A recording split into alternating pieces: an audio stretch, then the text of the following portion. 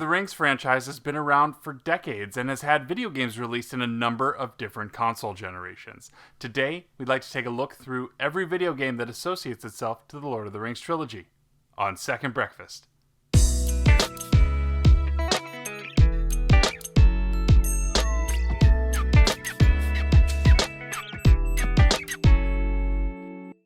Hello there, I am Musty Hobbit, and there's nothing that a Hobbit loves more than another helping of Second Breakfast. You had to figure this video was coming eventually. We are talking about every video game that associates itself directly to the Lord of the Rings trilogy.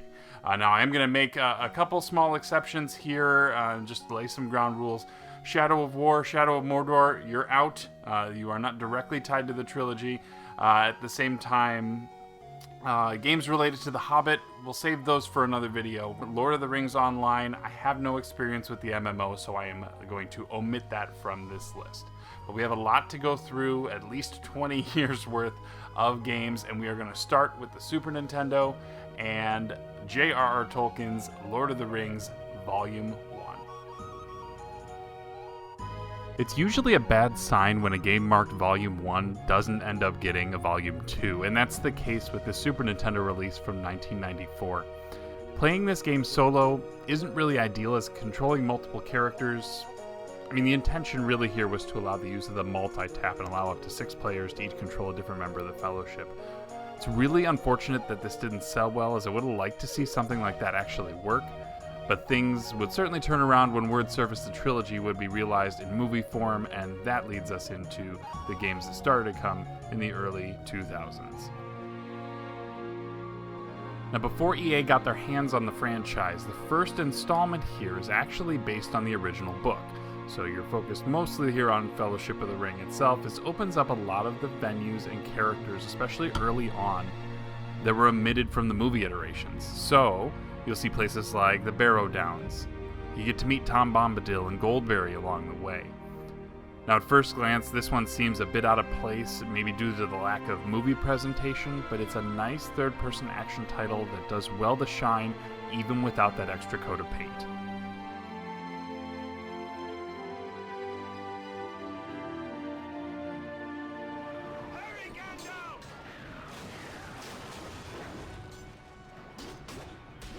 So I'm going to address the Two Towers and Return of the King together because of how closely they are in both feature set and functionality. Both of these are great examples of how a movie tie-in game can be done right, and I think they're both must-play titles. Between the two, I prefer Return of the King, if only because it starts in Helm's Deep and continues through all of the epic scenes of the final movie. Both are great co-op ways to play through the movies, and are excellent hack-and-slash games with some unlockable progression amongst everyone that you're playing as. Now, Return of the King even unlocks exclusive interviews with the cast, concept art, and a whole lot more. I just think it's a better package overall.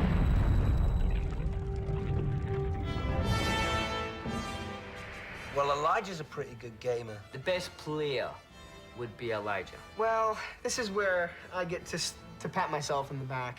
I'm definitely a better gamer than... Now, the late stages of the PS2, Xbox, GameCube generation saw a shift in traditional Japanese role-playing games, and the Third Age was aiming to seem to take the Final Fantasy X approach and bring it into Middle-earth.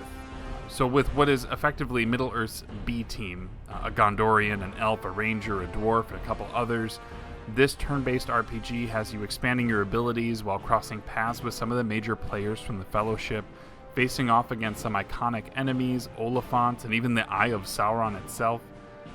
And it's got music clips lifted straight from the movie. This is a unique take and one that I wouldn't miss.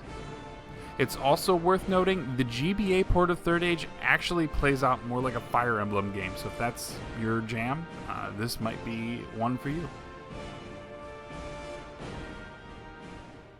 Fans of Final Fantasy Tactics, XCOM, Mario plus Rabbids, or even the most recent South Park game might find this PSP exclusive strategy RPG right in their wheelhouse. Now, the execution may be a little lacking, as it doesn't hit with the epic capacity that we want out of your standard Lord of the Ring battles, and it just doesn't have the same impact as the other games on this list. I suppose it is worth a try, maybe, but if you aren't a fan of strategy RPGs, or if you aren't a crazy Lord of the Rings fanatic, this one is probably the easiest pass of this list. On the other hand, real-time strategy games seem to be perfect for the epic scale of battle that you need for Lord of the Rings, and Battle for Middle-earth 2 has this down to a T. T for Tom Bombadil. Play as any of the major races in skirmish mode or through both a good or evil campaign. Battle for Middle-earth plays fantastically on PC and pretty well on console. This was a 360 exclusive, console exclusive, and really the only drawback at this point is that there's a lack of people playing online. I assume the servers would probably be shut off at some point. Your best bet here is to play against the computer, but it is still a ton of fun nonetheless.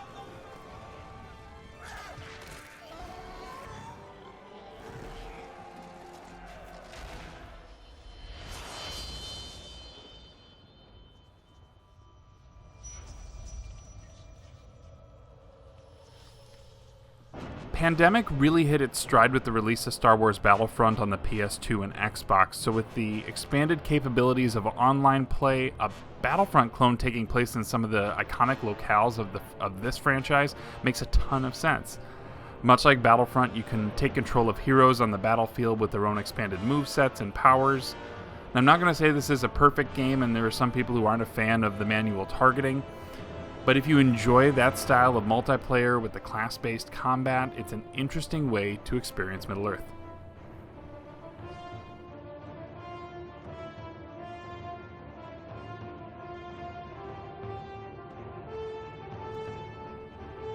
In this game, which was built to utilize all of the motion control craze of 2010, this would not necessarily be the hack-and-slash title from this list that I'd pick. Portraying a slightly more cutesy version of the adventures of Aragorn, this one boasts more of a Fable look, but without the same level of polish. Much like Tactics, I think if you aren't crazy about the motion control aspects, you could probably skip this one.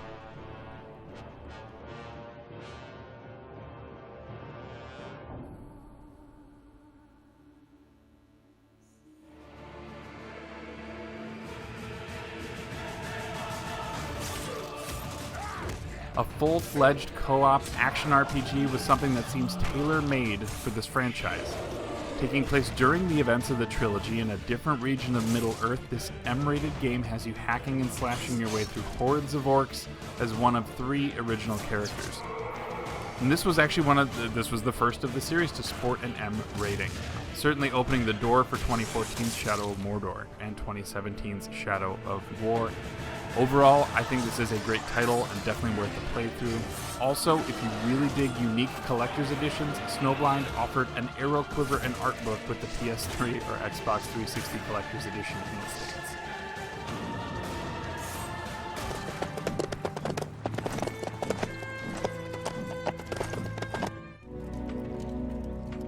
LEGO Lord of the Rings is a great way to introduce this series to children who may be just a little too young to introduce to the series proper. Sporting Traveler's Tales classic humor, full dialogue from the movies, iconic set pieces, and a large selection of unlockable characters, this game does a great job portraying the adventures of the Fellowship and allowing for more adventuring through the world. So if you're looking for a little couch co-op title, or maybe you're playing alongside someone a little younger, this is the best way to do it.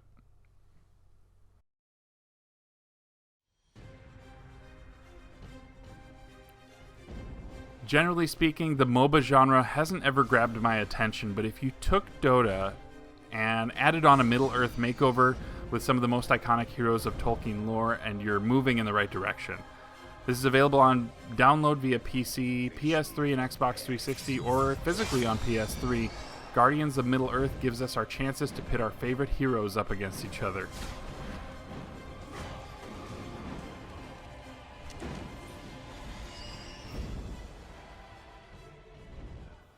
So there you have it. That should about wrap it up. There are a lot of games, a lot of different genres, and a lot of good representation of both good movie games, bad movie games, and some cheap tie-ins here and there. If I happen to miss one, please let me know in the comments. Other than that, please like the video if you did, and Second Breakfast will be back every Thursday, so please look forward to future videos. For now, I'm going to leave you there. I have been Musty. Take care of yourself and be good to each other. Bye.